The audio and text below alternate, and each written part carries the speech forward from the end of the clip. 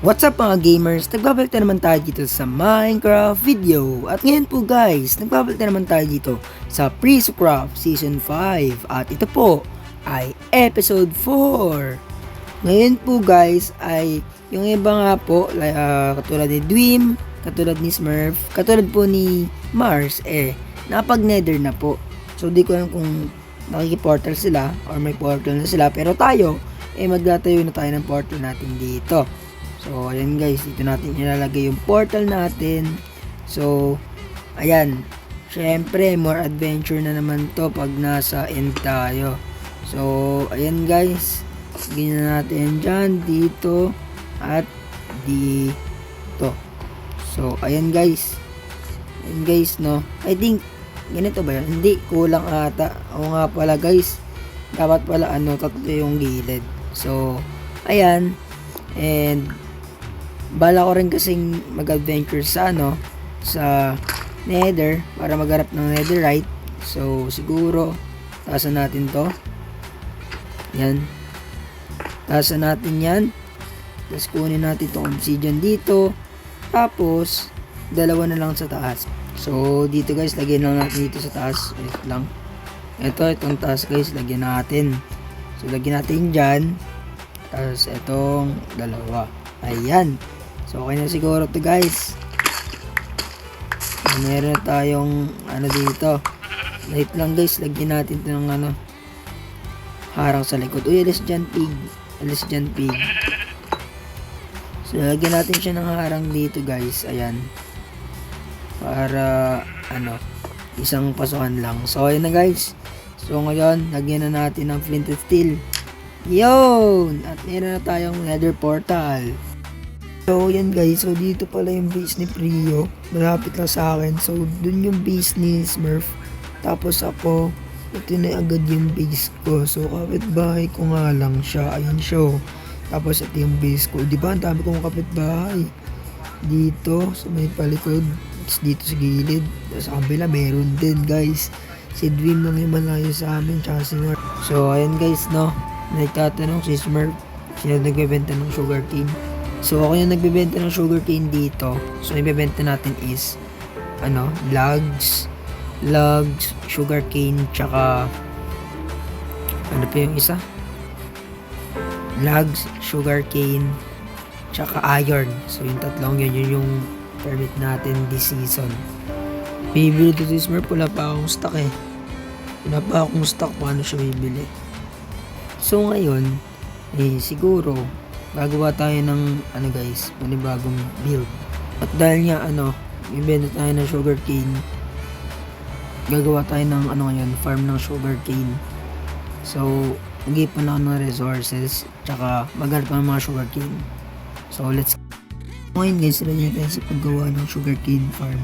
So, ito na yung mga gagamitin natin. Ayan. So, ngayon guys, maghanap na tayo ng pwestuhan.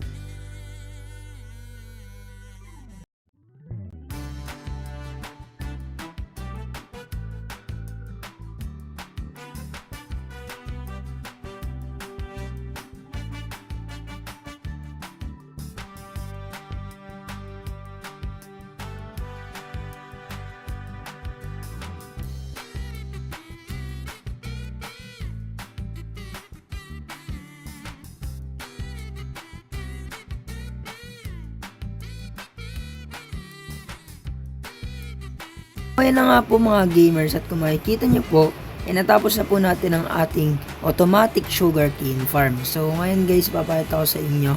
So ngayon, pag gumagana kasi yan guys, pag tumutubo yan at makikita ng observer, pag nakita ng observer na tumubo na yung sugarcane, ang pangatlo, is, ang mangyayari po niyan, etong piston sa ilalim niya, ay gagalaw.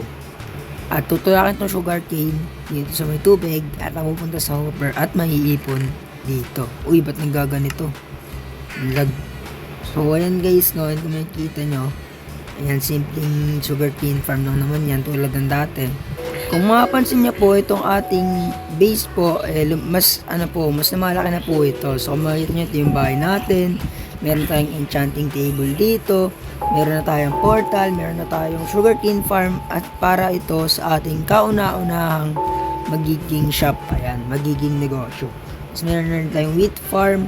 At meron na rin po tayo, syempre, yung XP farm doon sa ating minahan. So ayan guys, no. So si Priyo pala dyan banda. Tapos dito sa kabila ko is si Ara, tsaka si Skyzy. Tapos dito sa may padiretso naman doon sa may patag, doon naman nakatira si Gwyn.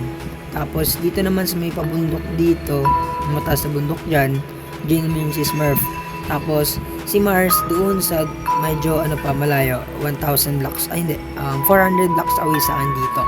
Tapos si Dwim naman is dun sa may pinuntahan natin ng yung sa may bundok, may village, yung pinuntahan natin ng episode 1. So tayo talaga yung pinakagitna guys, nagigitnaan tayo dito. And dito yung papuntang shopping district, yung padiretso dyan. And yun guys, ginagawa na rin pala ni Smurf yung shopping district namin dito para next week is may mga maglagay ng shop yun. Oy, Jana tsaka Casey, tara. Wala tayo sa sa may shopping district kasi meron doon si side na ginawa yung isang member. Tara. Papakita ko sa inyo. Nahulog na ako dyan habang inaanahan ko yung creeper. Papakita ko sa inyo dyan. Yung seaside dito parang MOA talaga. Papakita ko sa inyo. Ito na yung seaside tignan nyo yung seaside. Ayun seaside. Sa likod mo, babe. Tignan mo yung seaside. Tignan yung seaside. Ayun na. Sinuzombie apocalypse na kayo. Aray ko. May zombie. Wait lang. May zombie Wait lang. Dami zombie dito sa spawn. Okay guys. Ito pala yung seaside dito. Kung makikita nyo, ang ganda. Ay, may bed pala. Ba't di ka matulog? May bed Tinatamaan nga. Tignan nyo yung seaside. Ito yung seaside Tignan nyo, di ba parang parang MOA seaside lang. Ganda ng pagkakagawa ni dito. May ilaw pa sa gilid-gilid Angas. Be. Angas Oh my God. Tapos ito yung pathway. Ito yung pathway dito sa gitna. Ito, di ba? Angas. Tapos dito ilalagay mga tindahan, mga shops dito sa sa mga slot. Gagi, ang angas ang kakagawa niya dito. Uy, ang angas ang kakagawa niya dito. May paikot. Uy, ang ganda. Bangis ng S5 ngayon So ayun guys, nandito sa base ni Casey tsaka ni Jana. So ito yung bahay ni Jana. Yung kay Casey, guys, ang tawag ng Casey kay Casey Tapos ito guys, makikita yung angas ng kakagawa niya dito. So dito guys, natutuwa ako sa base nila kasi may pathway silang sarili di ba? Tapos tignan nyo dito sa may labas nila guys angas ng kakagawa. Tapos dito may pababa pang ganyan. Tapos meron pa sila dito mini ilog. Grabe, angas. Ginawang mansion modern house ang mga neto, mga bahay. Grabe guys. Tapos pag akyat nila dito sa may natin, dito sa may gilid nila, makikita nila yung bahay natin Sheesh. Grabe nga yun. Tapos guys, ayan, nag-general dito guys yung sugarcane farm natin. So itong sugarcane farm natin is nag-produce ng maraming stocks. So ayan, siguro next week makakagawa na tayo ng shop sa shopping district. So maganda naman yung shopping district guys. Ayan. Ano to? Grabe nga yun guys.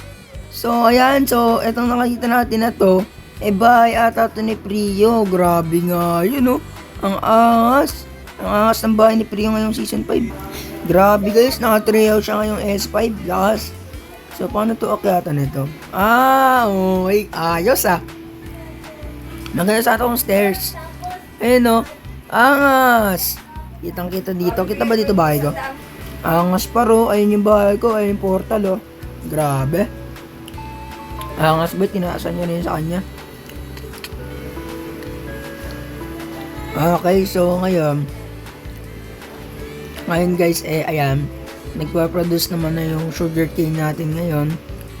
So, ayan guys, ayan, naka one stack na tayo dito. Lakas ng na to, bigay nito So ngayon guys, itong enchanting table natin is, inokompleto na lang natin. So ayan guys, no, so hintayin nyo lang guys, siguro mga next video, pupunta tayo ng Nether para maghanap ng ancient debris. Pero dito si Smurf, no. So hindi ko ginagawa na to dito, siguro sa bugan ng creeper yan. So itong shulker box po natin dito guys, kukunin na natin, and kukunin natin dito yung diamonds natin, tsaka yung mending dito na natitira. So ngayon, lagyan natin yan dito. Yan. Diyan natin yan. So ngayon guys, ayan, bibili daw si Smurf ng sugarcane. So ayan, wala pa tayong stock ng sugarcane. One stock pa lang meron dito. So okay na daw to. Wait lang, kunin natin to. One stock. Ayan pare, So sa ngayon guys, ang benta natin is is one stock guys, tapos 2 diamonds. Ayan. So ayan, 2 diamonds guys, 1 stock sa ngayon. Sa ngayon pa lang to kasi nga wala pa tayong stock masyado, kaya 2 diamonds, 1 stock. Pero sa susunod, pag marami na tayo napaproduce din na sugarcane, siguro magiging magiging 3 diamonds, 2